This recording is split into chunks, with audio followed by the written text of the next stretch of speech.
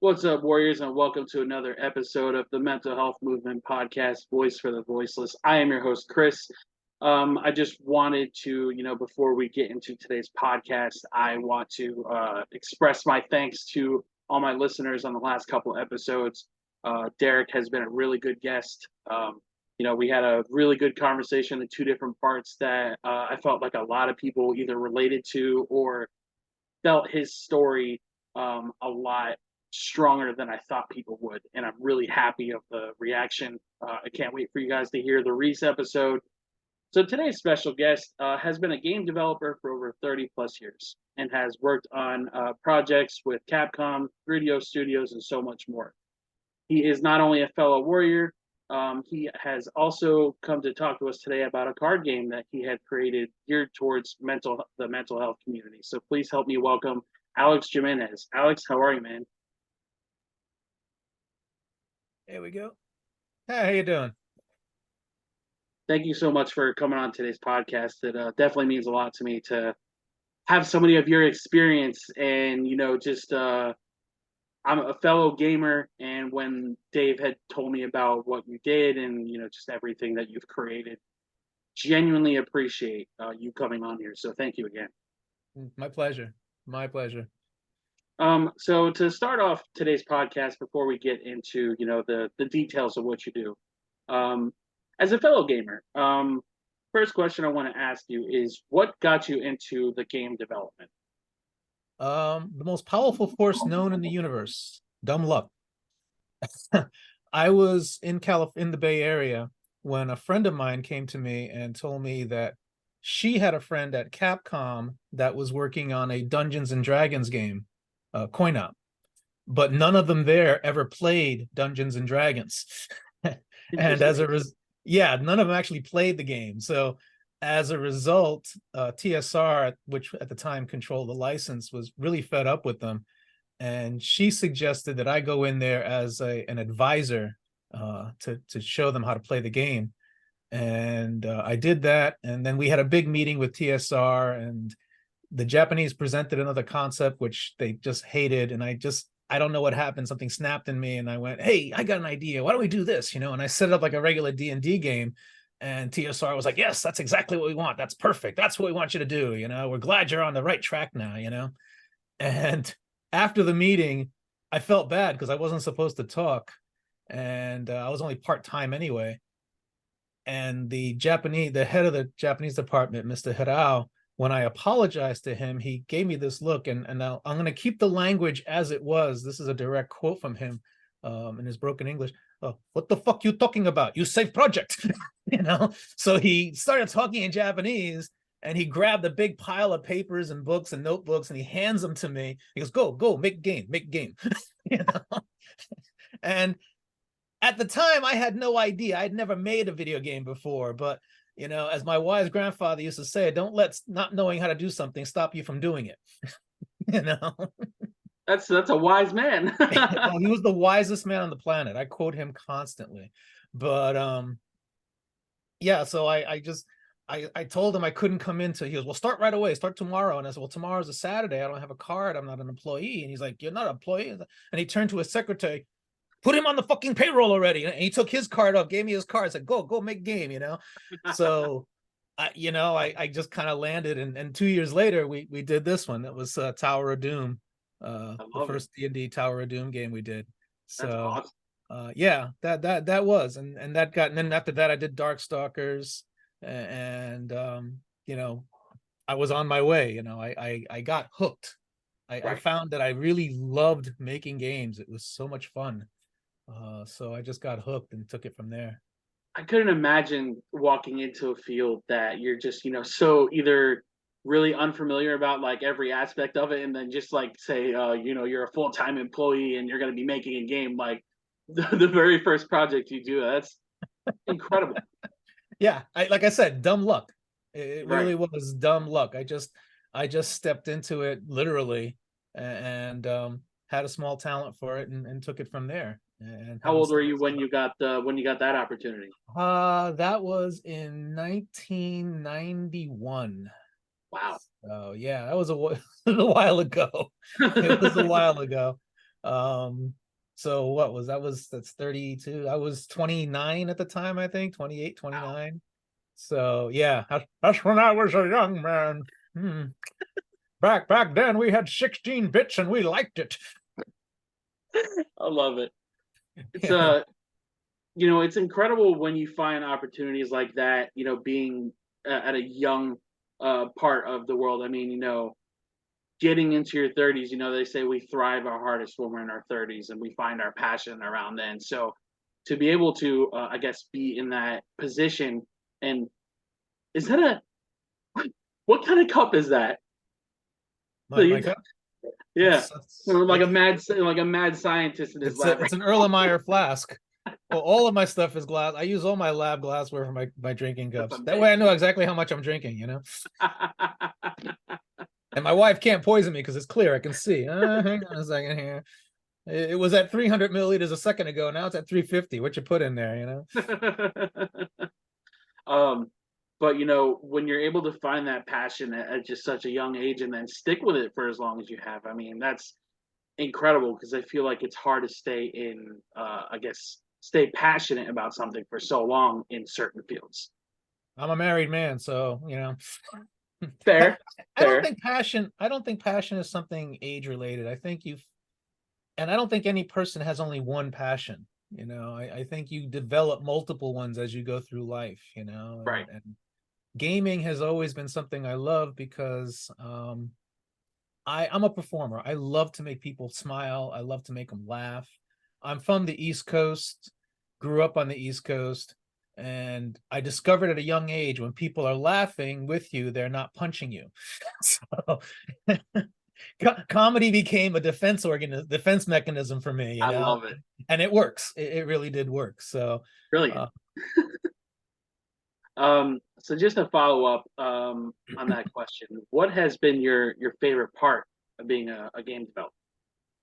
you know, there's a lot. I mean, I used to tell my students, if you're doing this for fame and fortune, you're in the wrong business.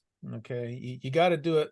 Game development is like all entertainment businesses, it's a very grueling business. People don't realize how hard it is, programming, artwork, design, because I'm a designer. So, I've got to script out everything that happens in the game and everything that possibly can happen. It's pretty daunting sometimes. Give you an example. I have down here, if I can get it out. This here is what we call a design document. This is the design document for that game. Okay, this is just one of the design documents. That's just one, One. and Oh I've got to no. write. I mean, I've got to write down every single thing that happens. I mean, the story ideas. I've got to sketch out all the things that happen in there. The Wow. pictures of the artwork of what the screen will look like when a character does something. So, I mean, this is just one. This is just one. There's a couple of others. So it's a very intensive, hard thing. But if you ask me what I think is the best, and what I used to tell my students, it's the knowledge. And this is going to sound kind of schmaltzy, but it's very true for me.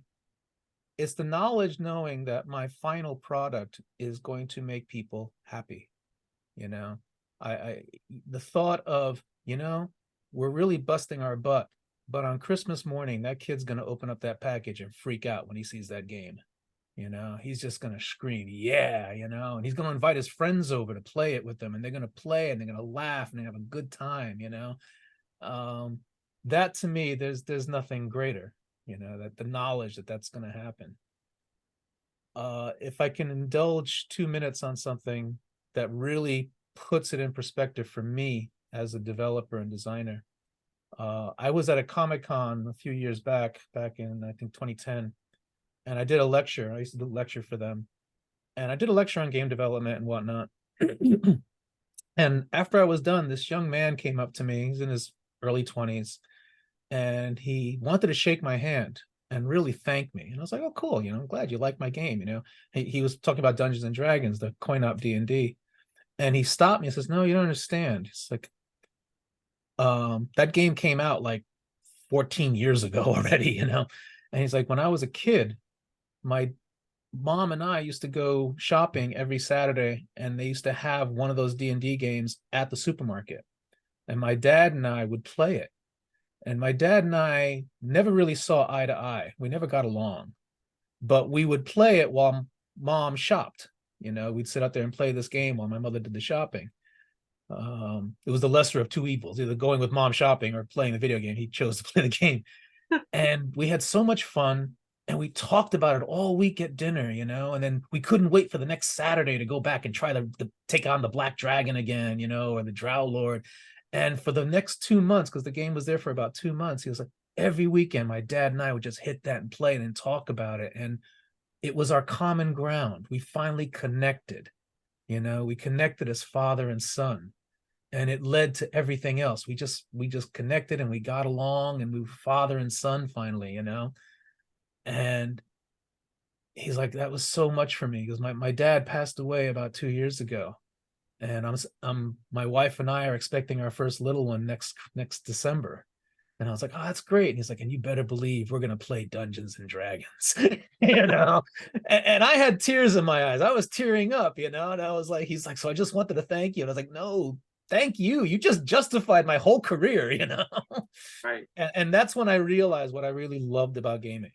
That's what put it in crystal focus for me, that two people connected and had that life. And then when I told Dave about this, DeVries, because he was there with me, when I told Dave, wow, I actually helped two people come together, you know, that's so cool.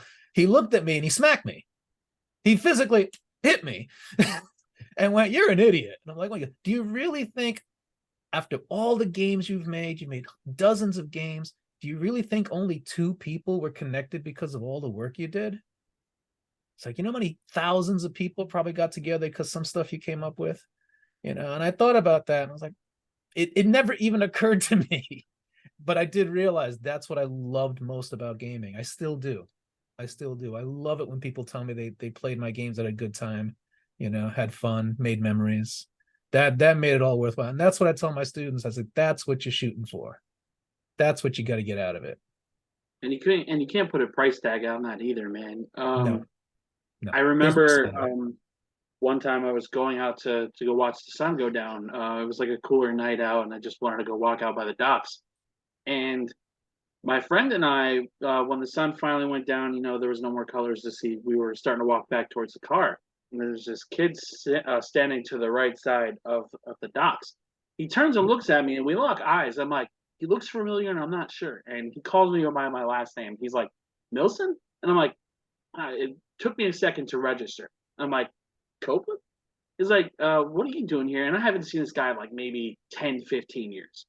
And he's like, oh, I'm just out here just to, you know, get some clarity and some peace because I got a lot going on in my life and stuff. And he's like, it's crazy that I'm seeing you right now. He's like, I just wanted to tell you really good job on the podcast and everything. It's great what you're doing with the mental health stuff. This, you know, a lot of people need it, and I'm one of those people that listen to it. And you know, again, I haven't talked to this guy in like 15 years, and for it to reach somebody like that, or you know, just have somebody send you a message and say, hey, like every podcast you put out, I have a notepad with me just to listen to what you guys talk about and take notes on the conversation. So I can totally relate on, you know, the impact that it leaves on people because you underestimate how much you do for people because sometimes it feels like you just have your head down, you're grinding all the time. It's like, oh well, you know, I put all this stuff out and I think it's great, but you don't know how many people it affects until, you know, you have somebody, a friend like Dave, or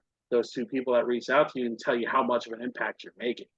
Mhm. You And tend not to believe it until you hear it from somebody else. yeah, and That's especially the people difference. you don't know personally Yeah. or somebody you haven't seen in like 15 years. It's a crazy ride, man.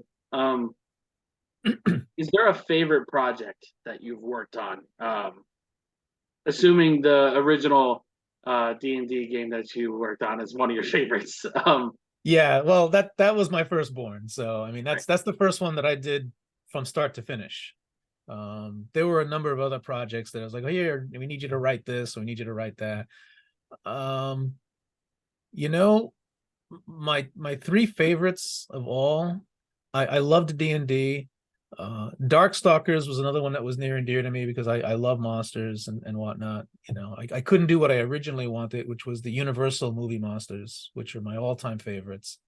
But creating the Darkstalkers, that was cool. That was a lot of fun. The fact that they're still using them 30 years later, they're still using the same exact write-ups that I wrote 30, because I saw it the other day. I went to a show when I was at the Comic-Con with Dave. I saw some action figures hanging on a pegboard, and I took, hey, check it out, it's Mortigain. I took it all and I turned the back around, and there's the same exact write-up I gave her back in 1993. I was like, damn, it's like 30 years later, they're still using the same copy, ad copy I did. It's like, man, if I had freaking got royalties on that, I could retire. That one and Marvel Superheroes was a blast. That was fun.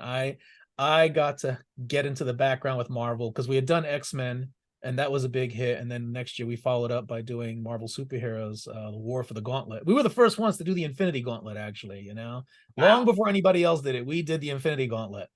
And that was just so much fun. I got to go to Marvel in New York, and I got to go backstage and meet all the folks, and they were just terrific as hell. So that was a lot of fun. I got to totally nerd out completely. I've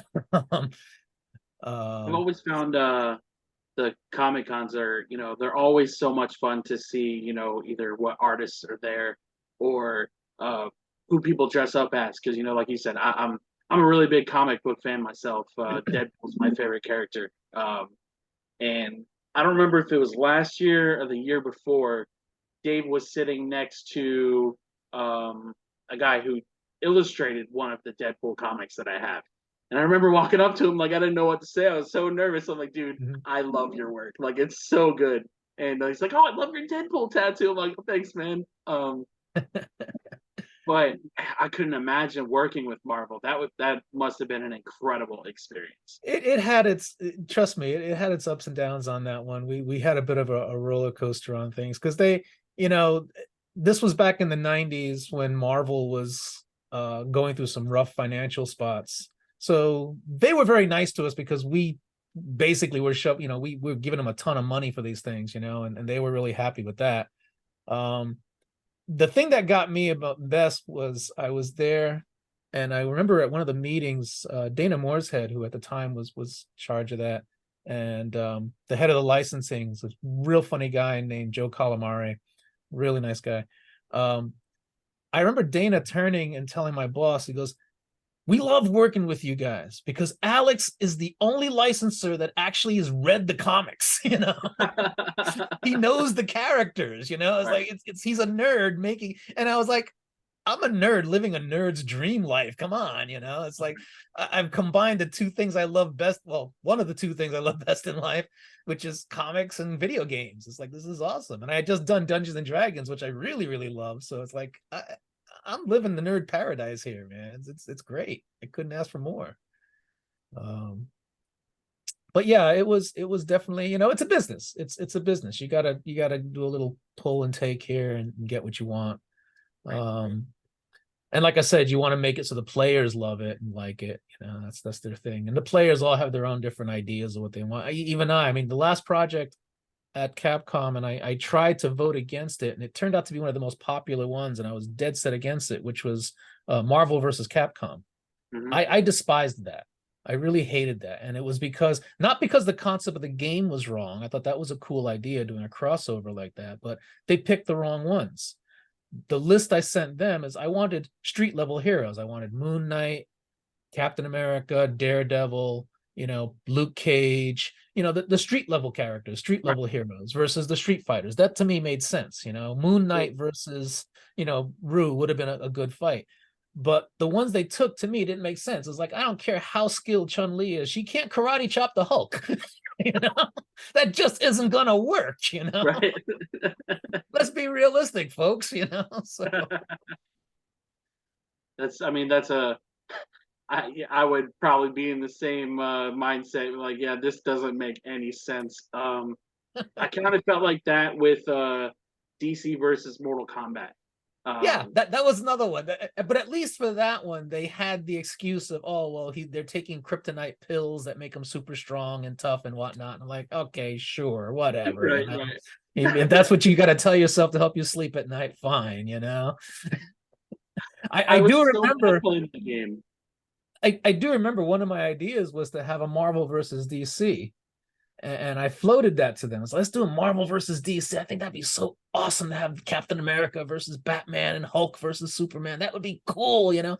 And my bosses in Japan thought it was a great idea. Yeah, call up Marvel and DC and get it worked out, you know. So I called up Marvel. Oh no, excuse me. I called up DC first. I went through a tangle to get to DC because they're you got to go through Warner's and then you got to go through their licensors. That's a mess. But at the time, they're like, "Oh, that's a great idea. We love that." But our guys can't lose, okay? I'm on the phone going, okay. Tell you what, let me get back to you on this, you know? And I hung up the phone. I called up Marvel, and I didn't get Dana. I got somebody else. And I explained what I wanted to do, and they thought that was a great idea. Oh, that's a great idea. But our guys can't lose. And I'm on the phone. Literally, this is a true story. I'm like, are you guys sharing the same office or what? Are you on the other side of the friggin' partition or something? So needless to say, that didn't happen, and I severely doubt it ever will. I mean, I noticed that I got to hand it to the guys doing the Mortal Kombat franchise because they got everybody now. They got Omni-Man and Homelander and the DC character. I mean, they got everybody except Marvel.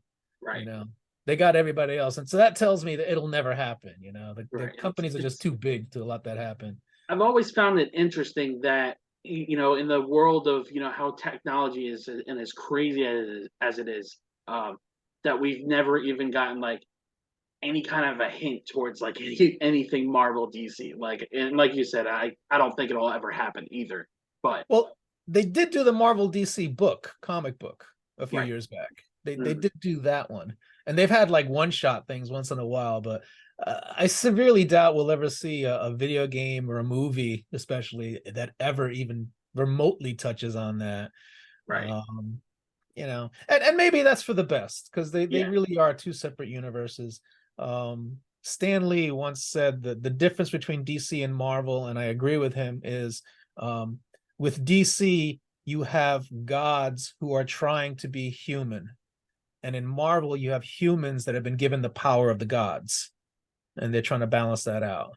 And that's the difference. Because you look at the DC heroes, you got Superman and Wonder Woman and all. These are gods, you know. And with Marvel, with the exception of Thor, everybody else is basically human, you know. So it's much more human. So I agree with that.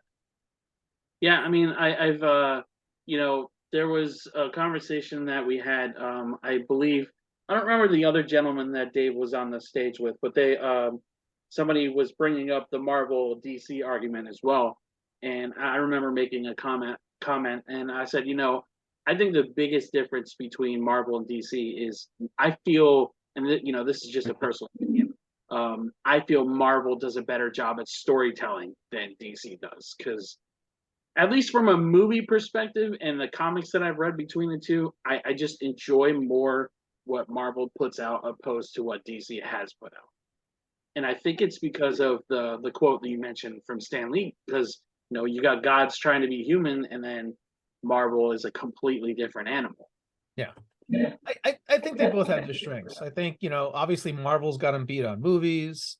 DC has them beat on animated series, on animation. DC's just smokes them. And then they both kind of have their pluses and minuses on the books. It's really, if you really want to see it though, you have to look at their impact on popular culture today. Their DC has got the edge, although it's but the movies now they're catching up too, because you hear it all the time. What do you think you are, Superman? It's like and it's like, well, my one employee, when I got really mad one time, he joked to me, he's like, man, I expect you to turn green and start ripping your shirt. He was so mad. And this is the Chinese guy going, oh, you're so angry, I thought you're gonna turn green and rip shirt. So you look at their impact on popular culture, and it's there. I mean, it's really powerful, and it's only going to get stronger. It really is, because I don't see anything else in popular culture or just culture period that's going to have that kind of effect, especially on a global scale. Right. because due to the Marvel movies, especially, it's like everyone around the world knows who the hell Spider-Man is now. They all know who Iron Man is. It's amazing. You have people in Taipei who know who the hell Captain America is. Right. I didn't know who Captain America was a few years back. So I think that's something that we as game developers and writers in the popular culture have to keep in mind, is that we're no longer pitching to a US audience. We have gone global. US culture, pop culture especially, now has, for better and worse, global impact. Right. That could be a good thing, it could be a bad thing. I mean, it's bad because we lose on the flavors of foreign culture, obviously, but it is a good thing because it also unites us. Right. You go online, play an MMO, and you're playing with people from all over the world, who have a shared passion, and that's really great. That unites us. It's ridiculous to think that of all the things that could unite us, video games and superheroes. Like I said at the beginning, when we started chatting, people underestimate the impact that video games in general have on people. I've met some of my best friends from video games, and I met somebody for the first time a year ago at one of my best friend's weddings. I've been friends with him online for over 10 years, and he came to our friend's wedding. It was really cool. I'm like, this is the craziest thing that has ever happened to me. Like 10 years I've known this guy who lived in the same state, like 3 hours away, but we've never met each other, and he came for our friend's weddings. It was really cool. But video games I feel like get a bad rep more oftentimes than they should. Well, they're considered kid stuff. Right. That's the problem. It's like animated series. It's like an animation series. For the longest time, America seems to be the only country that relegates cartoons to kid stuff. You go to Japan and it's considered, no, this is for grown-ups. This is adults. You go to Europe and France and Germany, and their cartoons, they're not meant for kids. They're meant for adults. America tends to relegate games and cartoons and comics and role-playing games as kid stuff. And I think that's changing now because we're all getting older, and I still play D&D. I mean, these are all RPG books. I still play them all the time. So there's a whole new generation, in fact 2 new generations coming up now, because the millennials and Gen Zers, they grew up knowing only this. So for them it's becoming so normalized. I think it's just gonna slide right into the culture that way. They'll no longer be kids stuff anymore, and that'll be a good thing too. That'll be a very good thing. Excuse me. So speaking on global impact, I want to dig a little bit more into the mental health aspect of gaming. So I'll start with this question. What does Men's Mental Health Month mean to you? Mental health shouldn't be confined to 1 month, obviously. I struggle with mental health issues myself. Okay. I don't like to say I suffer from it. When we did Daylight, the card game, one of our things was we're going to eliminate, and I caught myself doing it, was, I struggle with depression. I'm like, no, I don't struggle with it. I don't suffer from it. People say, I suffer from depression. No, don't suffer, struggle. When you say you suffer from something, that means you're lying down and letting it beat you. I'd rather stand up and fight against it. It's like, no. And that was one of the goals of this game, was to show people, no, don't just lie down and suffer from it. Stand up and struggle, stand up and be strong. don't lie down and let it beat you. Mental Health Month for me is something, I think it's wonderful that we're putting a spotlight on this.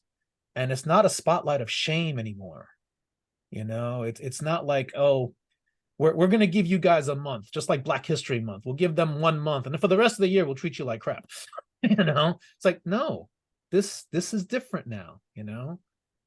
When I was starting my game career 30 years ago, the joke used to be 24% of all Americans suffered or struggled with some kind of mental health issue.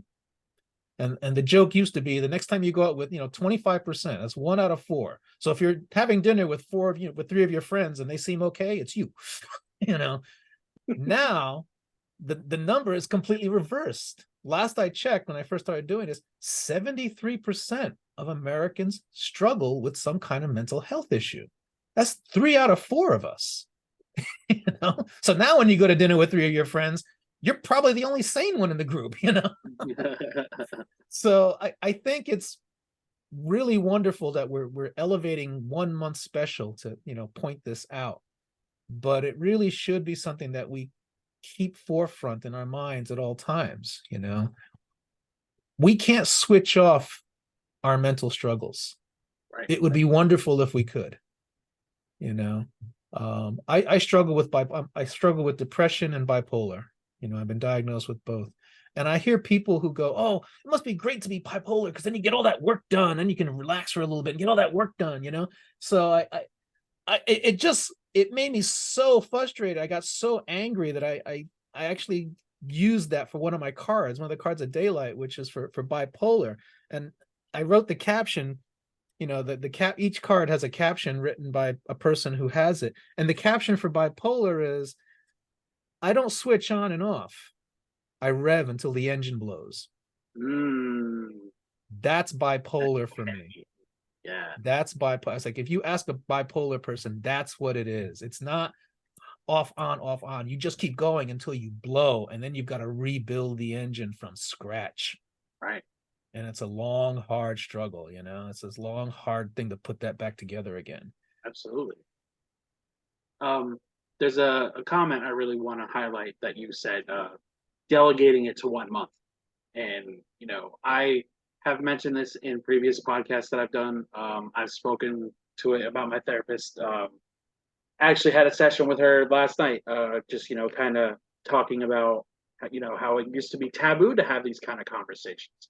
You know, you're always considered crazy if you had a therapist. You know, that you were always had a black cloud over you. If you said that you had a shrink or that you had depression, you would get, you know, put in an institution or something, right? And, you know, as much as I'm happy that there are months that are dedicated to mental health, I 100% agree with you, because, you know, it shouldn't be just 1 month, you know. And in the days of social media, I think, you know, it should be more than just the hashtag of the month. It should be more than just, you know, speak out for men's mental health on just this day to this day. It should be, you know, year round. And especially with males' suicide rate being so high, and the suicide rate in our youth is really bad too. I mean, I believe the demographic is 10 to 14. Second highest cause of death is suicide. Mm-hmm. It's heartbreaking, and it's, you know, I'm more than grateful to have this platform, and I'm grateful to have, you know, people of every kind of background, including yourself, being able to be open and speak on this, because 10 years ago we couldn't have this kind of conversation. You know, we No. couldn't have. And, you know, like you said, it used to be a running joke on people with mental health. Like, oh, maybe you're the crazy one. Or, you know, like you said, maybe you're the sane one now. And, you know, as much as it's starting to be normalized, we still have so much ground to cover, because I feel like as much as we talk about it now, it could be talked about so much more, you know? Mm-hmm. Exactly. I mean, it's there's still, you know, people say, "Oh, well, the stigma has been reduced." Yeah, kind of, you know, we're kind of there.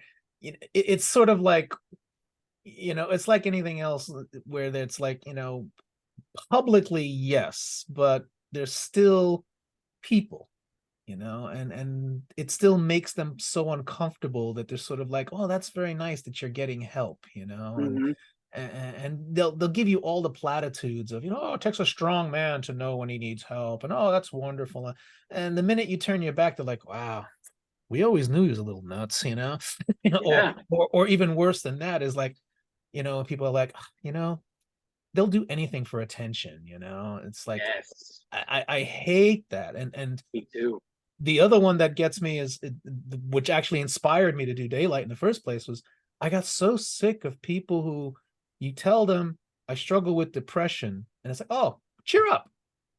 I'll cheer Mm, you up, just cheer up, just look on the positive side of things. And I finally lost it. And I had to tell at a party, actually, I had this, and I just stood up and went, telling a depressed person to cheer up is like telling a cancer victim to stop having cancer. right. That's like saying, and you're trying to help, but your version of help is like giving chicken soup to a cancer patient. Yeah. It's like, come on, there's a physical mental illness here. The Right. brain is so complicated, we don't know. I mean, you can't just do that. And Yeah. when people say, well, what do you do? It's like, listen, Yeah. just listen, just listen, be aware of what's going on, be aware that people who are struggling with depression or mental illness, they don't want to be there either.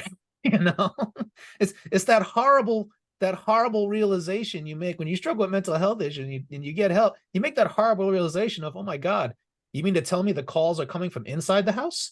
Right. you know Yeah. so it's people need to understand these things, and they are gradually, as more and more people, especially as celebrities and whatnot, come out and start saying, oh yeah, I have this problem, and bop bop bop.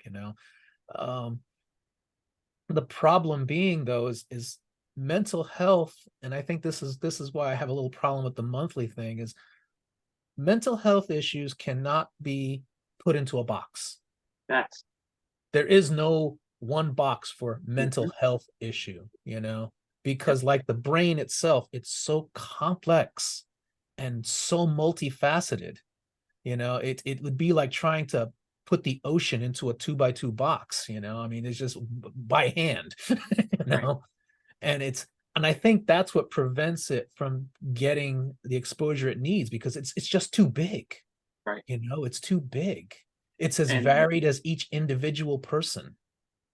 And that's just something most people can't get a grasp on, including us. yeah. you know? And that's why I firmly believe it should be a 365 thing, 24/7. It shouldn't be just 1 month, because like you said, there's so many different aspects of it. It's like it's great that they're starting to create weeks for certain mental illnesses and stuff, and they have autism acceptance and all that stuff. And it took me a long time to understand a lot of this community, because it's just like a certain language, certain terminology. And I had one of my good friends on here a couple months ago. She's autistic, and so is her son. And when we first started going over questions and stuff, just to see what she wanted to cover and talk about and stuff, she's like, can we change it from awareness to acceptance? Because autism is not a disease. It's not something that needs to be get rid of. It's something that needs to be accepted into society. And that goes to the terminology, like you were saying about depression. Oh, just smile. Just, it's not a switch. You don't just turn it off. And just like autism, you can't get over autism. It's something that's with you, and they should be accepted like a normal person, because they are normal, extraordinary people like you and me. And one of the things I always say is trauma should not be a competition with anything. No. Whether it's loss, whether it's depression, whatever it is. Just because you have a sprained ankle and somebody has a broken ankle, those two shouldn't be compared, because you're both feeling pain, Mhm. and you both should have that safe space to have that conversation, not say one is worse than the other. And being part of this community for a little over a year now, and seeing the ins and outs of conversations, and that's one of the biggest ones, is I feel like way too many people try to compare their traumas with each other. And while we're gradually having this conversation, and we can have this platform and talk about mental health, we're still kind of going backwards a little bit, because then that trauma competition and social media is there to make it like a little bit worse, and like a step back, even though we're trying to go forward. That's kind of the one of the things I wanted to hammer on too, is you had mentioned earlier too about young people and depression and suicide. And suicide is one of the highest things that kills more people. And I think that is because of social media. And I've noticed it as a teacher. I've seen it. It's like, in the old days, when it was just you and your friends or whatever, your school, if you messed up, it was just you, between you and your school, whatever. Now the whole world can see when you screw up, and kids mess up. They can't help it, especially teenagers. They're basically going to the wilderness by themselves. The road they walk on these days is so, and I tell their parents this, like, the road they walk on is so much harder than it was for us. I know that's impossible to believe because, oh, these kids have everything. It's like, no, that's the problem. They have everything. They got the whole world at their doorstep. Absolutely. They literally, I mean, you look at these miserable little boxes that they carry around, and it's literally the whole world is watching them now, so they really, the need to, the peer groups have just gotten that much bigger. It used to be, oh, well, my clique is my school, my classmates and whatnot. Now it's the whole friggin' planet, and that's impossible. How can you possibly keep on top of all that? You can't be loved by everybody. Right. No matter what you say online, someone's going to throw some stones at you, and my students would come to me all depressed and upset because of something they posted online, and somebody's telling them how terrible they are and how dumb they are, and bop, and I hope you die and whatnot. And I have to explain to them that unfortunately on this planet, there are those people who are only happy when they're making other people miserable. They see kindness and understanding as weakness. Right. That's the thing. They see that as weakness, and they're so determined not to be weak. And it's really hard on them. It's really hard for them too. So I really see, to me, when people are like, why do you think there's so much mental health? I said, because the whole world is watching you nowadays. Under a microscope, right? Yeah. You're under multiple microscopes now. Everywhere you turn, there's a camera pointed at you. I was like, you ever notice why we don't see any Bigfoot or flying saucer things anymore now that everyone has a freaking camera in their hands? It's like, it's like there's just so much now. Everybody's watching you, and kids especially, they want acceptance from their peers. But the problem is their peers are now the whole world, so you feel out of place, you feel messed up, you start getting depressed and whatnot, and you don't want to show that to the world because the minute you let that out, they're all going to throw bricks at you, so it's really hard, and I have to explain that to parents. It's like their road is so much harder these days. Cyberbullying is something that has gotten so bad that there's just no fixing it. And like you said, there's people that just live off of making other people miserable. After the year after I lost my brother, I was in I'm part of the wrestling community. I've been a wrestling fan since I was like 7 years old, right? And I have a circle of friends who know my story, know everything, know my passions about wrestling and stuff. And I would share opinions as not everybody's going to agree on everything, and that's okay. Or at least you would think that's okay. They decided to take it upon themselves to mock my brother's death, and they targeted me for well over a year. And it didn't matter how many times I blocked those accounts; they would keep coming back. And I think it's time that parents start realizing just how bad it is for kids to have social media. Like just in general, like there should be. I would even say keep it like 18 and older at this point because these kids are getting targeted. These kids are getting bullied. Like the bullying stuff is so bad, and it's disgusting to see how bad it is. Because, as my brother used to say, bullies are cowards. And social media being anonymous allows cowards to feel strong. Right. Bullies will bully until you knock them on their ass. Then they Right. stop bullying, And unfortunately, social media does not allow that. That's the problem. I think the biggest mistake that all these social media companies made was keeping it anonymous. Right. Because when you do that, I tell my students, it's like, you really want to know what it's like? Go watch Forbidden Planet. You ever seen Forbidden Planet? The guy hooks up the machine, a thought machine, because he thinks it's going to help everybody, and all that happens is his inner demons are actually manifested now, and you get that id monster. That's like, that's what social media is. It's the id monster from freaking Forbidden Planet. Right. It's unleashed, and it just knows destruction, and that's what we've done. We've unleashed everybody's id on social media. There's 100 million plus id monsters out there right now, and they only thrive by making other people miserable. That's how they get their jollies. It's a sickness, really, but that's how they justify their existences. They can say, hey, my life might be crappy, but at least it's better than yours. Yeah. And then they go out of their way to make that happen. It's kind of sad. I would like to have passion and mercy for them, but I've just seen too much. Yeah. No, I completely agree with you. Let's talk a little bit about your card game. So there are a lot of inspirations behind creating it alongside your company name called Heavily Medicated Games. Was there an inspiration behind the title of your company as well? At the time, I started making card games because I decided to pull back from video games. I'm still living in Portland in Oregon, yay. And it's hard to get a team of programmers and designers and whatnot here. This isn't really a hub for it. There's a few, but it's not really a hub. So I wanted to keep making games, and I still do a lot of consulting. I get a lot of calls for folks that want me to patch things up, no problem. But I needed more, and I started doing card games. I made some real simple card games, and I like simple games. I like games that you could learn in 5 minutes and then take a lifetime to master. I like games.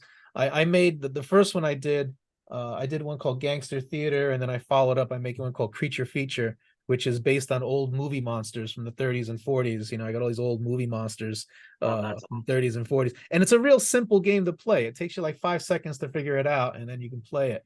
And I tell people, I said, this is a game you play while you're waiting for your other friends to show up.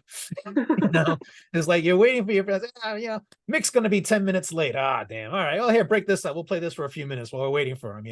It's something that I wanted to do because like I said, I love simple games. I love games that people can play real quick and have some fast fun. And as I began to make more of them, I decided, like I said, I was at that party and the depression thing came up, and I really got very disturbed by that. And my wife, bless her, the font of wisdom that she is, says, why don't you do something on that? Why don't you make a game that spotlights that and does that? It would be therapeutic for you and for everybody else. And that became the tagline for the company, actually, for Heavily Medicated Games. Our tagline is fun is therapeutic, because fun is therapeutic. And Heavily Medicated Games because at the time I was taking treatments for depression and post, I was taking that for my depression and whatnot. And one thing a lot of folks will tell you is once you start taking medications to treat mental health, you wind up stacking up a lot of them. I mean, they try new ones on you all the time to get the right one. So I had teased the fact that I'm making these games totally heavily medicated right now, and it just hit me. Yeah, heavily medicated games. Why not? Cuckoo birds of a feather flocking together. Cool. And and that's my wife was, what do you mean? It's like, that's the problem with the world. Too many cuckoos, not enough clocks, We're kind of out in the wilderness. We're all looking for our clock to crawl into and be at home, So we started working on that, and I decided Heavily Medicated Games, HMG. I was told not to use it because they're like, oh, you shouldn't make light of people who are struggling with mental health issues. And I'm like, no, that's exactly why you should do it. Because when you're making fun of something, it has no power over you. Right. It's like facing a monster and pointing and laughing at him.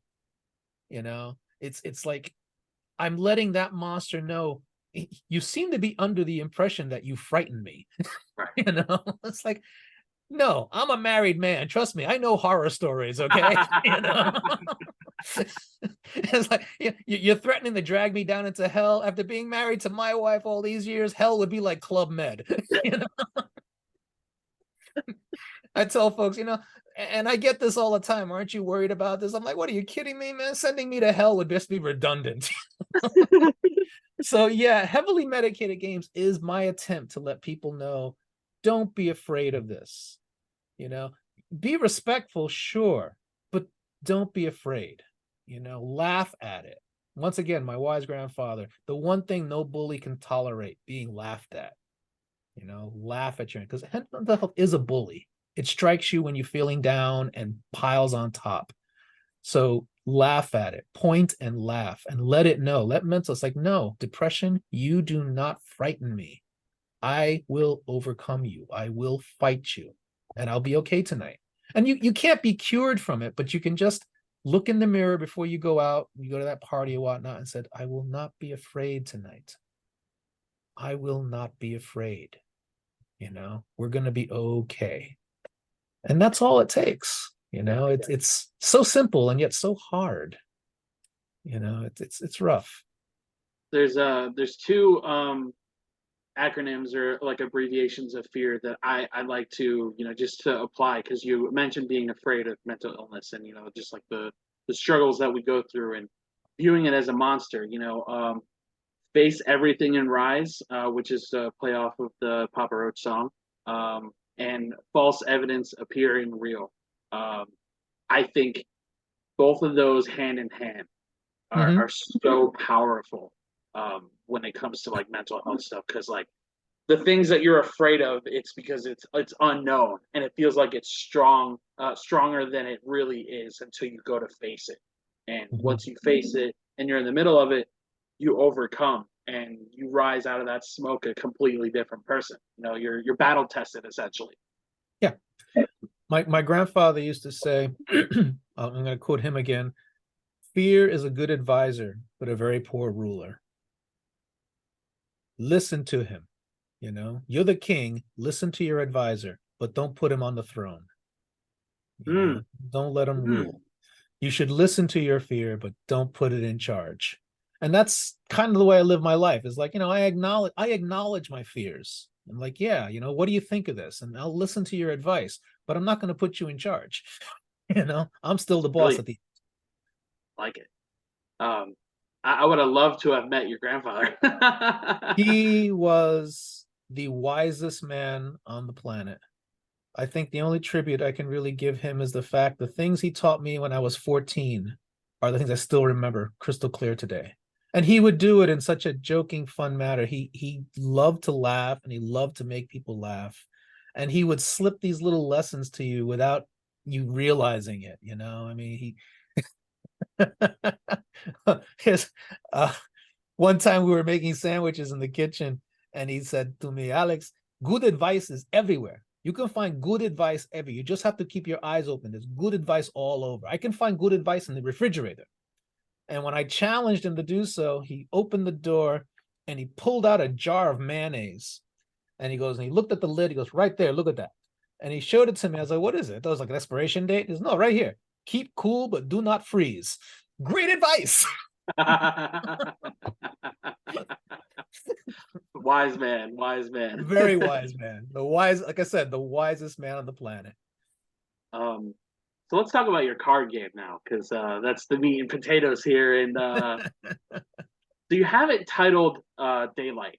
Tell our listeners the motivation behind that title. And I read it was due to a famous movie scene. I would love to hear the name. In honor of the holiday coming.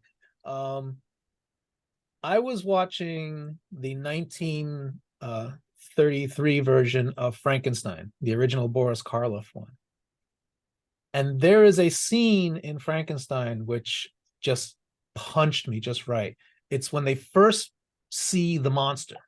They first introduce the Frankenstein monster. They open the door, and his back is to the door, and he turns around real slowly, and you see that Frankenstein. They zoom in on his face, and they got that Frankenstein face, and he's all scary and nasty.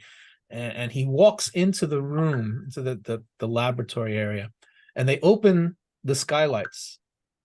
And the sunlight comes through, and it's black and white, so you can really see the darkness being cut by this shaft of light, pure light.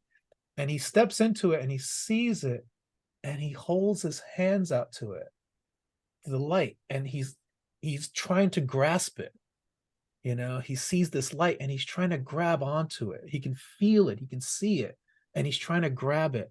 And I was watching that, and it just hit me. And I told my wife, I was like, that's depression. That's it. That's what it is to be depressed. You can see the light, you can see it, you can feel it, but you can't grab onto it as hard as you try. You can't grasp it.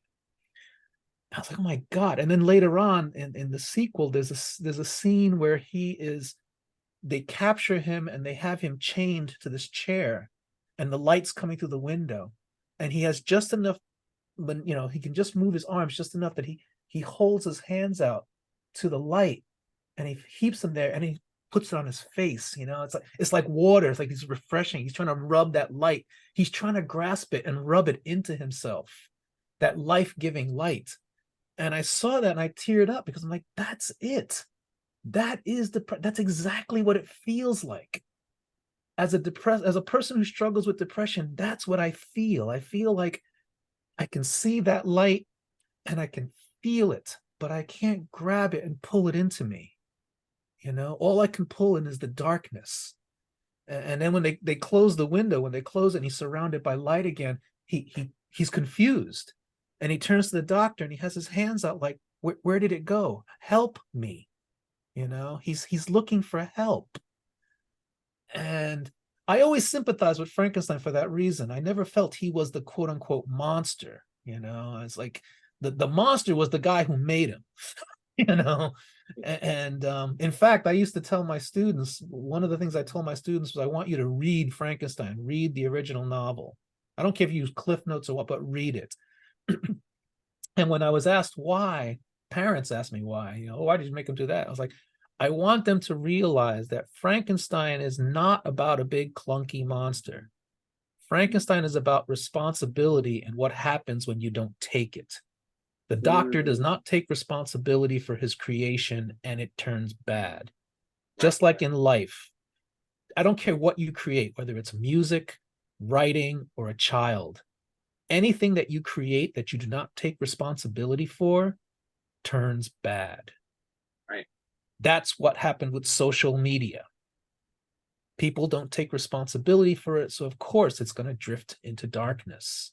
You have to take responsibility for it. And that applies to mental health as well. I think that's the first thing we have to do is people, you have to acknowledge your problem. No, you have to take the responsibility for that problem. You have to take the responsibility of, I feel bad. Right. And and the person responsible for that is me. Other things might have driven me to it, but I'm still the captain of the ship. I'm still the one at the wheel, even if the phone calls are coming from inside the house, it's still me. Yeah. So that was the inspiration for Daylight, was that, to me, mental health is daylight. It's life-giving, it's life-affirming. And those of us who struggle with mental health are grasping for it. That's why for the back cover, I have a hand reaching for the sunlight. Oh my God, I love that. That is the thing for Daylight, is the hand reaching for the sunlight. It was just that image of a hand reaching out for that light, for that beautiful life-giving light. Right. And that to me was the important thing to stress. Don't stop reaching for it. It's there. Yeah. And sometimes when we're in the middle of those battles and struggling, sometimes we just want somebody to listen, like not say anything, not offer any advice, just like listen. And I truly think people underestimate the power of silence. Well, one of my cards.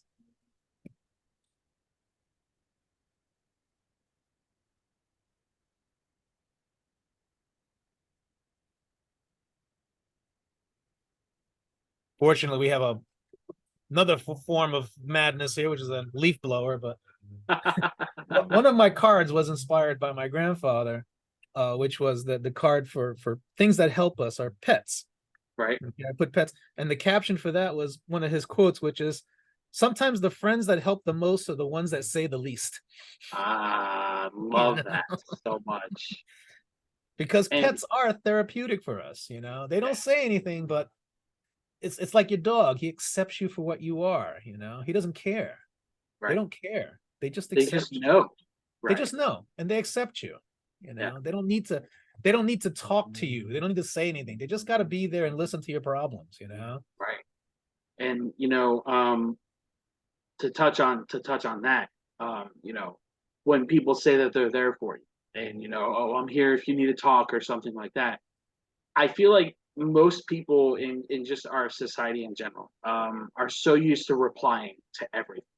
Just like instead of just like taking it in, trying to understand why somebody feels the way that they do, and actually be there for somebody. If I say I'm there for somebody, it's not so I can offer my advice.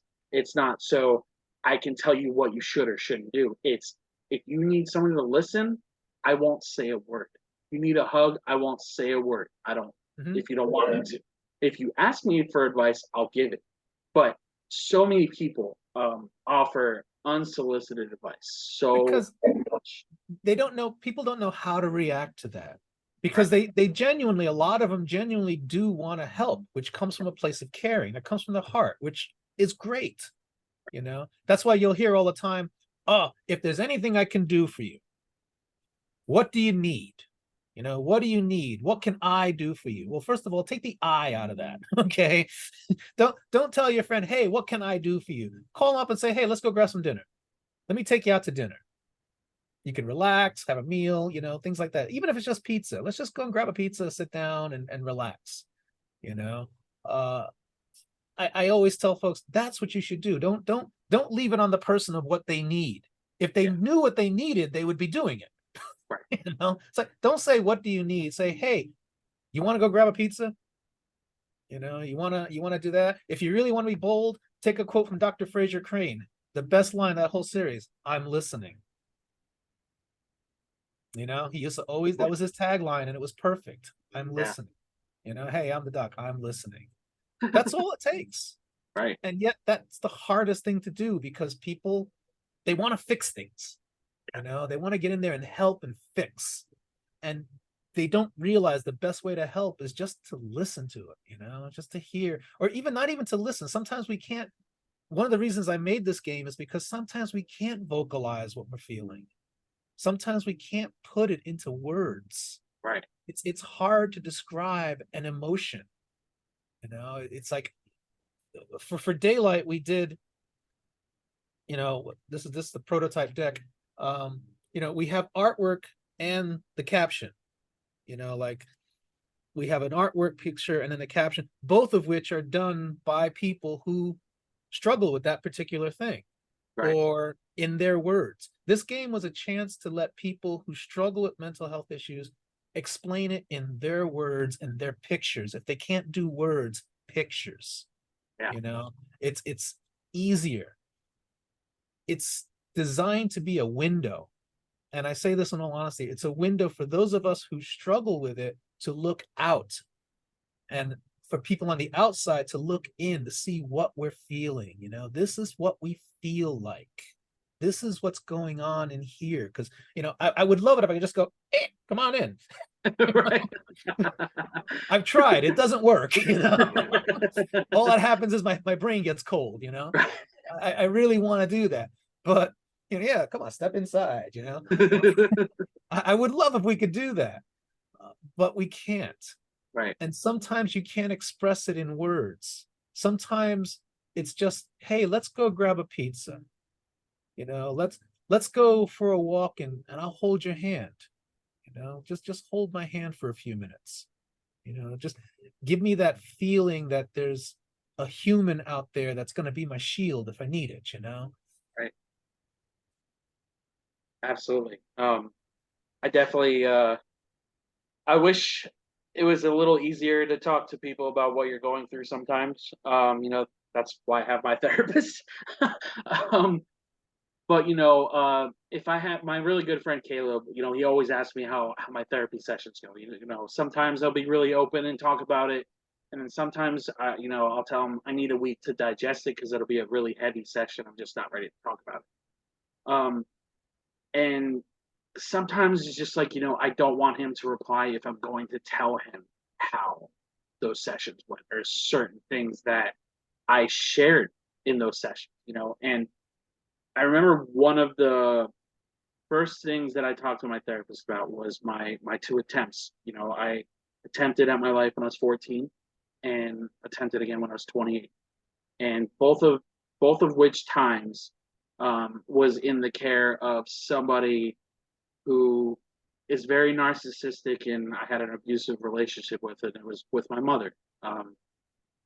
And when I had my session with my therapist and just kind of getting that off my chest and talking about it, I remember not being able to tell anybody else about it for at least a couple weeks. Just how it made me feel. Like anytime a news article or a video or something comes up of somebody passing away due to suicide, it hits me really heavy. Yeah. I think it was either this year or last year that we lost the Power Ranger actor. I think it was last year. And I remember when it happened, and I made a short TikTok video saying, how many lives is it going to take for people to listen to men and their struggles? Not saying that women don't struggle. So for my listeners, I'm not saying that at all. But what people need to realize is both sides of the conversation are important, but one side is not getting nearly enough talked about as much as the other side. It's taboo for men to talk about our feelings. It's taboo for men to open up to society because it's like, oh, man up, rub dirt in it. I can't tell you how many times my own father said, oh, just be strong or man up or anything like that. And people don't realize, what that does to somebody. It's like, oh, well, anything I'm going through doesn't mean shit because somebody who's supposed to be my protector growing up didn't make me feel like I was in a safe space.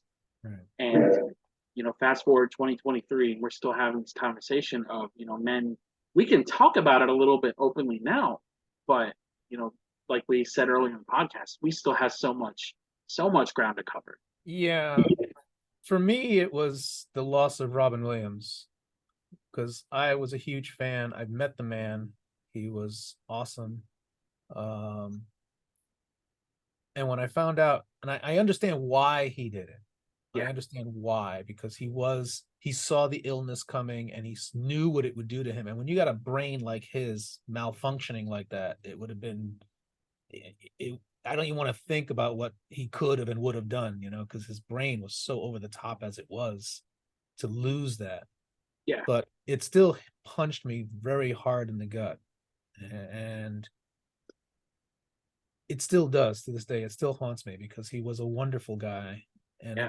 it really ticks me off that a brain that magnificent, that energetic, that so full of energy and life was taken from us, and all my life I grew up with that as well. And for me it was a little different because for me I came from a warrior culture. My father was a police officer. My brother was a big tough guy, real strong guy. He was a black belt. He used to teach martial arts. He was a tough guy. So we were raised to be warriors. I grew up in Paterson in New Jersey, which is a pretty high crime area, pretty nasty place, and was continually told that you have to be a warrior, you have to be strong to be a warrior. But we tempered that, and this is something that I've carried to this day because my brother used to say, our job as warriors is not to defend the weak. You do not defend the weak. Our job is to make the weak strong. We must help the weak to become strong, because if you defend them all the time, they stay weak. And the minute you turn your back, they'll be lost. Help them to become strong. And it applied for me. I applied that also for my mental health issues. My job, I can't be weak. I must help myself to become strong, and there's different ways to do that. You can train, like for us, it was like, you don't stick up for the weak person when the bully is there. You teach the kid how to fight. You teach him how to fight. Because my brother used to always tell, my brother specialized in teaching little kids how to fight. And he used to teach him in his karate class. And he always told them, bullies only do that because they're cowards. When you learn to stand up for yourself and knock them back, they'll leave you. They'll go for easier pickings. He's like, that's why our job is to help the weak to become strong.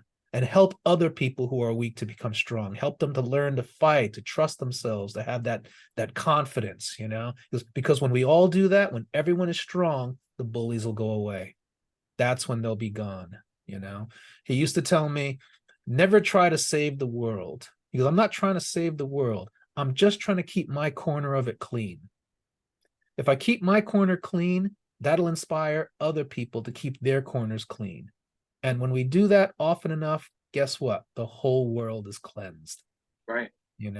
It just starts off. He goes, don't try and conquer the world. Just keep your corner of it clean. Same thing with mental health. Don't try to be like, oh, today I'm going to overcome that completely. You've already lost. When you try and do that, you're trying to climb Mount Everest with one jump. It's not going to work. Right. What you have to do is scale yourself back and go, you know what? Today I'm going to focus on this one piece, this one little piece. And people are going to throw stones at me. They're going to say, man up, cowboy up, be tough, that's static. That's just static, Take it for what it is and focus instead on building up your inner strength, being strong. Just focus on that. For me, there's multiple ways. Like you were saying how when you made your attempt, a couple of years back, I made mine. Actually, one of several,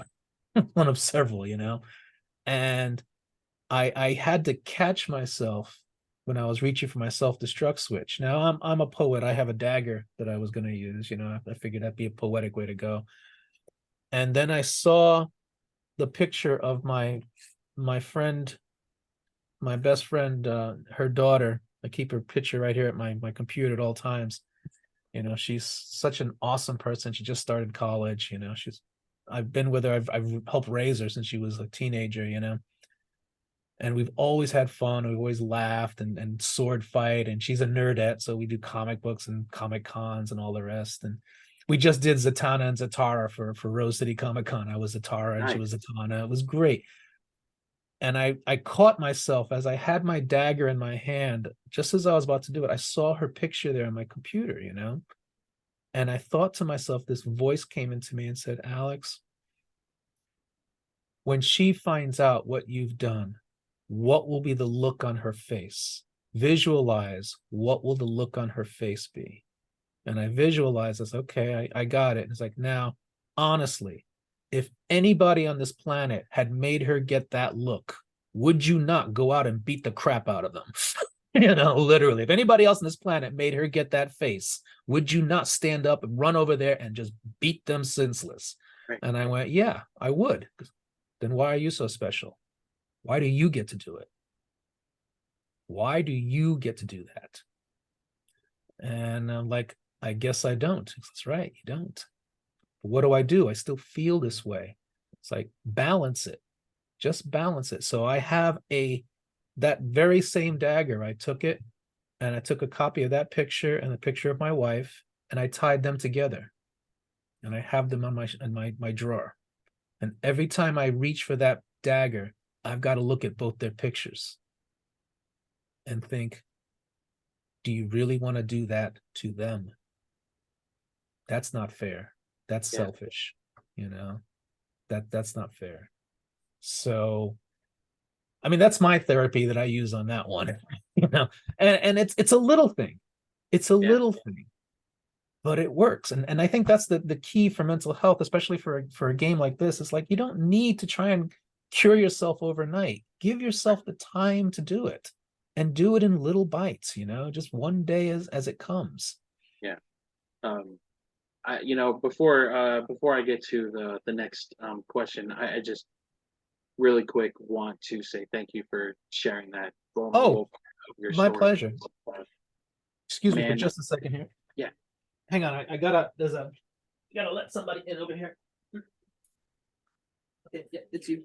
Okay. Sorry about that. Oh, it's okay.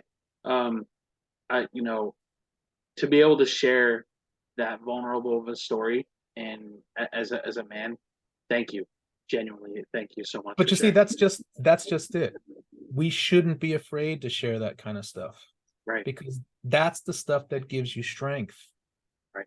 And I want people to see that and hear that so that they can look on their own life and go, what would I tie to my dagger? What is it I would put on is it a picture of my husband, my son, my children, my dog? Because no one lives in a void. Right. No one lives in a void. So think, what would you tie to your dagger? What would be the thing that you would look at that would make you go, wait a minute, hang on, let's take a step back. Because no matter how bad things are, if you're gone, that's it. A wise man told me suicide is a temporary solution to a permanent solution to a temporary problem. Right. Take that step and just think for a sec. What would I tie to my dagger? Absolutely. We shouldn't be afraid of that. We shouldn't be Great. afraid to share that. That's how we help each other. That's how we help each other become strong. That's one of the ways we do it. We share the things that work with us, Right. in the context of how they work. And then Absolutely. someone else can pick that. The same thing with daylight. That's the whole concept. Is I want people to look at these and go, yeah, that is what I feel. Or even if it's not, he was like, well, I don't normally feel that way, but I can see how someone would feel that way. Yeah. That's where we begin to get understanding, and understanding destroys ignorance. Yeah. It destroys fear. Knowledge destroys the fear. Right. And that's all we got to do. So couldn't agree more. So what are the set rules for your game, and what is the end goal? The end goal, there's actually one thing we have with this is it's designed to be played with a group, obviously. Mm-hmm. So one of the things I wanted to do was when you first start playing, the first thing you get, and it's like I said, it's very simple. Each card has, there's a picture, because there is a game to it as well. The thing is designed to be, there's a picture, there's a number, there's some symbols, little symbols over here for what the type of, this one here, this card is known as a blocking card. So Right. I have a little thing here. These are the things, the blocks are things that prevent us from getting help. Mm-hmm. Denial keeps us from getting help. It blocks us, So there's multiple suits in that respect. There's denial cards. I have cards that these are the guide cards. I have a little, I don't know if you can see it. There's a lighthouse on there. These are the guides. These are things that we turn to that can help us. Things that we're external forces that we turn to that can provide us with help or guidance. Another one is like I have these here, which these are the symptom cards. These are things that definitely we experience with, because mental health issues don't exist in a void. Obviously, there's other things connected to them. I used to think for the longest time that eating disorders was its own separate mental illness, and I found out no, it's not. It's a symptom of other stuff, but it's not by itself. So I was like, okay, so I didn't realize that symptoms were something. Mm-hmm. So the concept of the game, and then of course the actual, and unfortunately I only have 12 cards to do this with, but I have one which are the actual illnesses themselves, and I call them the darks. Those are the darks because they prevent us from reaching that daylight. The game itself is very simple. You get dealt a number of cards, and then each card you have the first card you get is a victory condition, and the victory condition spells out exactly what you have to accomplish with your hand to actually win it. So for this one here, this one is that's a victory condition. It's called, this one's Into the Woods, which is gather 7 dark cards. So you need 7 cards with this symbol on it, with that emblem on it. If you do that, you win. But here's the kicker. This is what I wanted to do this as a group thing, why I use it for group therapy. There are actually 2 dealt out. There's one that you get a personal victory condition, and then there's another victory condition that's selected from the deck and put in the center of the table, and that is the group victory condition. And everyone in the group has to contribute a card to help reach that victory condition. So you cannot win the game until the group victory condition is met. Once you do that, then you can start working on your hand to see if you can win as well.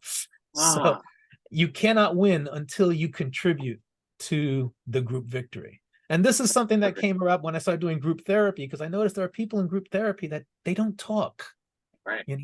and the therapist has got to really pull teeth to get them to want to talk. So I thought, what would be a way to get people to talk about their issues without feeling on the spot?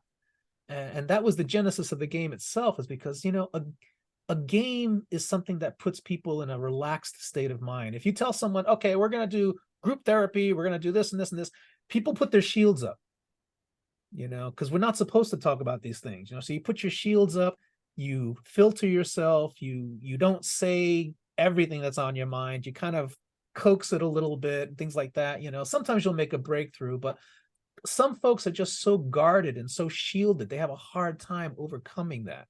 Right. So I did a game because I was like, a game is something that puts people in a relaxed state of mind, and if you do a group victory condition where everyone has to participate, everyone has to contribute at least one card to making that victory condition, even though it might be a card you need, it might be something you need for your victory condition. You got to think, what's more important, my victory or if I help the group? I like it. It's clever. Very clever. That's something right there that's like, because then that makes you think what's really important to you. That helps you to prioritize what's going on in your own mind. It's like, yeah, I could use this card to win my hand, but until the group helps out and until the group gets strong again, no, it's not going to work. So there's a little strategy there as for how you want to, do you want to emphasize you or the group or whatever? But I wanted to have that as an option so that everyone participates, everyone feels, hey, I may not have won that round, but I helped get there. I helped us all get there. Right. That's what we need as people together struggling with mental health issues, the realization that we're not in this by ourselves and we're not in this just for us. We help ourselves when we help other people. That's the meaning of group therapy. Right. Yeah, and I feel like like you said with group therapy, I feel like just obviously the conversation just of therapy in general is a struggle for a lot of people, but add in the group of people, and it's just like, okay, we all have common ground here, but I don't want to share my story because it might not seem like a big deal to anybody else, even though you feel like it's something that affected you a lot. And then when you hear somebody's traumatic story, it's like, oh, then I guess my story is not that bad. You know what I mean? Yeah. My life is screwed up, but it's not as bad as yours, Right, right. And I feel like a card game is great common ground because everybody's struggling with mental health, and while it's not directly talking about your story, it's like, oh, it gets you to think, it gets you distracted, and work in that group environment, and it's a brilliant concept. I like it a lot. Thank you. How long did it take you to develop it? The actual gameplay is pretty simple. It's the same. I use the same gameplay engine system that I use for my other card games. I adapted it. I figured, it's a quick, easy system to learn. So don't reinvent the wheel. Just adapt it. Right. And the only problem I'm having right now is, quite frankly, I need more cuckoo birds. I have, like I said, I have the prototype, but I want to get more artwork. And I want to get more people who are struggling with the various issues to contribute artwork. And I've told people, it's like, this isn't about, because a lot of folks who would participate don't want to, because, oh, I don't have the talent for that. I don't have that. It's like, no, this isn't about artistic talent. Okay. I don't care what your hand can do. It's what's coming from here. It's coming from your heart. Okay. You got to let that do the talking for once. I don't care if it's stick figures, as long as it's in your words, your feelings, what you feel. Even if you splatter red, black, and blue paint on the wall, if that's what you really feel when you think about this emotion or this mental block or whatever, if that's what you're feeling, then do it, use it. It's like, for all the artwork, a lot of the artwork I'm using here is some of it was done by others. Some of it's just placeholder for now, but the important thing I've always said is it has to embody your insight, your feeling on this. When you close The your very eyes, person. yeah, you as a person, when you think like for things like, oh, like some of the guides, like the artwork card, because art is something that I think is very therapeutic, art. And the one I got from Dave was, sometimes my hands can express what I'm feeling better than my mouth. My hand knows what to do. That's brilliant. I was like, yeah, exactly. That's what it is. And it's different for everybody else. People might have a whole different setup, a whole different view on it. Right. So that's kind of where I was going with this. That's kind of the idea. I wanted this, like I said, I want this to be our window, Right. you know, both to look out of and to have other people look in, to say, hey, this is what's going on in our minds right now. This is where I'm at. This is what I am feeling and experiencing. And I think if enough of us do this, if I can get this thing spread out enough, I think people will find, yeah, that is the way I feel, and they can make that connection that helps us move forward, helps us overcome it. Even something as silly as a game, and I've always told people that. I was like, I just make games. I'm a Hispanic Geppetto. That's my job, I just make toys and games. I'm a Puerto Rican Geppetto, you know, That's I amazing. you know I when we did that article online, I had doctors calling me from all over the country, sending me emails and whatnot. They want to buy 10 decks, they want to do 20 decks. Oh, this is gonna be great for my therapy and and I was like, I never meant this to be a treatment. It's like, like I said, I'm a Puerto Rican Geppetto. I just make toys, toys and games. That's my job. My job is to make people feel happy, Right. to make them feel better. And if I can do it with both of these things, hey, that's bonus for me. That helps me. You better believe when I get this thing finished, I'll be playing it more than anybody. you know. um, so I ask every guest that I bring on this question, and hearing the insight that you've given in this podcast, I just know this answer is just going to be amazing, like all your other answers have been. If you can change one thing in the mental health community, what would it be? Um, if I could change one thing in the mental health community, mental health. you know, um, if I could change one thing, it would be the definition of normal. Mm, What is the definition of normal? How many times have we heard that we're not normal? Which always makes me go, what the hell is normal? What is your benchmark for being normal? right, You know, uh, I've been a misfit all my life. I mean, I'm a nerd. I've got, you know, game books all over the place. I've got posters of games. Most people have posters of their family up there. I've got posters of video games on my wall. I have a snake for a pet. I have tarantulas for pets. I mean, I've always been an oddball. So if I could change one thing, I guess it would be, what is the definition of normal? At what point do you say this person's okay, but that one's a cuckoo bird? It's like, and I think about myself, I was like, I might be a little abnormal, but I think back, Pasteur, Einstein, Tesla. I'm in pretty good company. you right. know, if I'm a little if I'm a little abnormal, I'm in good company. you know. Right. Um, before my mom and I had a falling out, I think it was like a couple months before we stopped talking. She, tried to cold turkey her mental health medication that she's been taking her whole life, and she was kind of like going through it really bad, like 3 days not taking it, and you could just tell, like visually and audibly, you can hear how bad she was getting. And she's like, I just want to be normal. And then I stopped her. I'm like, Mom, what is normal? Yeah. I don't, this is something you've been taking to help you. Normal is something that society tells us it's one thing, when in reality, there is no such thing as normal. Because you cannot go walk in any town, any city, state, country, whatever, and point out somebody to me that's normal, that doesn't have any flaws, that doesn't have any struggles that they deal with, and um, yeah, I wholeheartedly agree with that answer, because normal is a word I hate more than anything, because it's Yeah. like What it's what normal. Yeah, who is normal? It's like Right. I haven't met many in my business, and you look at the state of the country. Even is like, normal. They're not an endangered species. They're friggin' extinct. Right. It's And then my brain immediately, because I'm big on movie quotes too. My brain immediately goes to Young Frankenstein, Abby Norma, Abby Abby Norma. normal. I to me, the quest for mental health.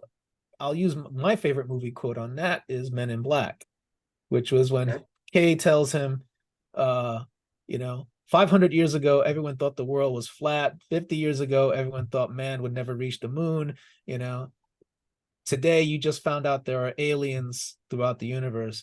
Think how much you're going to learn tomorrow, you know? And that's, Brilliant. to me, that's the thing right there.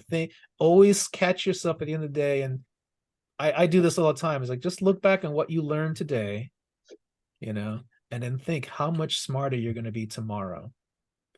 you know uh Once again, my wise grandfather used to tell me, I'll leave you with his the two greatest quotes my grandfather ever gave me, which was, he told me, the difference between genius and stupidity: genius has limits. That's great, because you're not wrong. And that's the difference between the two of them. Genius has limits, and he would also tell me the difference between a fool and a wise man is the fool doesn't learn from his mistakes. This is true. This is true. That is how you Right. learn. Because, you make mistakes, that's fine. Hey, welcome to the human race. Are you going to be a fool or a wise man? Because the wise man learns from his errors.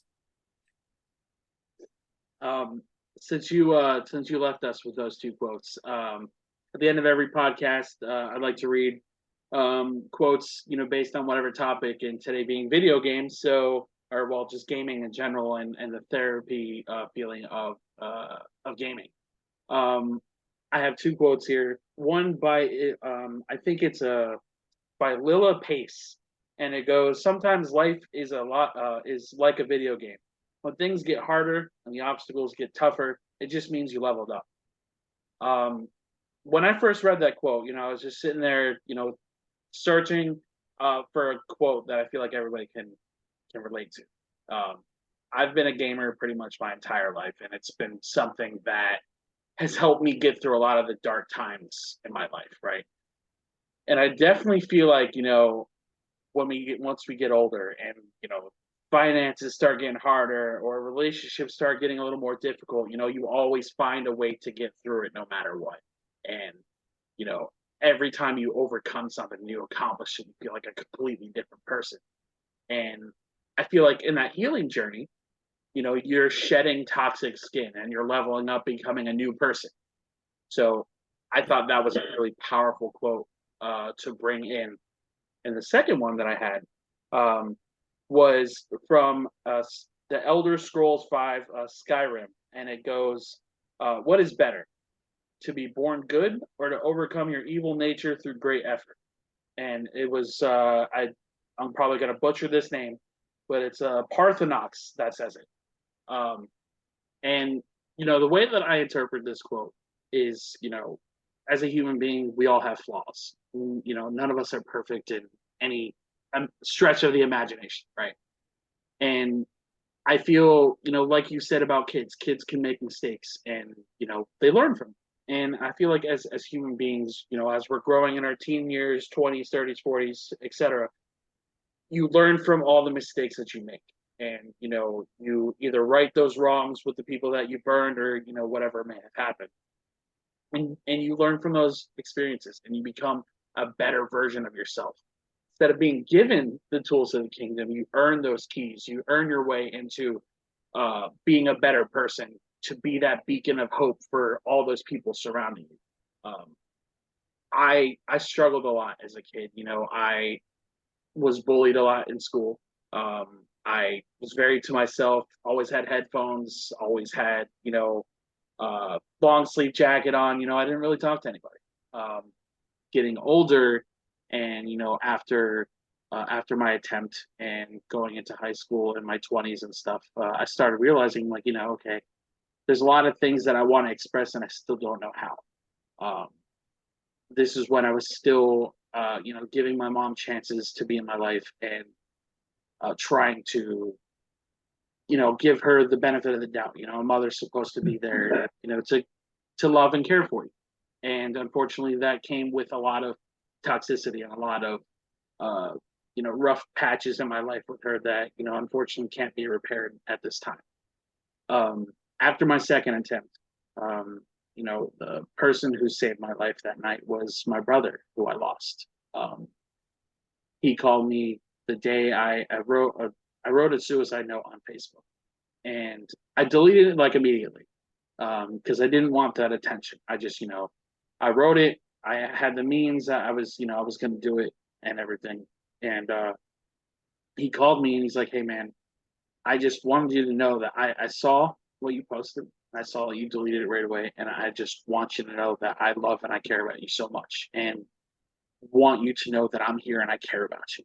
I see all the things that you're doing, and I see that you're trying so hard, and I want you to reach out to me if you need anything." And the second person that reached out to me, like back to back, was, funny enough, my tattoo artist. She has done every tattoo that I have, and most of which, if not all of them, are mental health related. She basically said the same thing as him, and now I won't go to anybody else for work because every tattoo that I've gotten done have been for a reason. She did a memorial piece for my brother on his 2 years of passing, and I told her, I said, it doesn't matter where you move, because she went to North Carolina. I said, I will forever be loyal to getting work from her because of what they mean to me, what she means to me as a person. Bottom line, I want to point out, I think it's better to work for something than it is to be given something, is what I'm trying to get at. And like you said, it's the kids nowadays have everything in front of them, but they struggle at a higher level because of all that accessibility. They don't know the real world outside of a screen sometimes. And that quote, I feel like, just resonated with me heavier than most. So I just wanted to share that little piece of story with you because you were vulnerable enough to share with me. So I wanted to share with you as well. Yeah. And that's how we get strong. Yeah. That's how we take strength, because we look at that and we're like, there you go.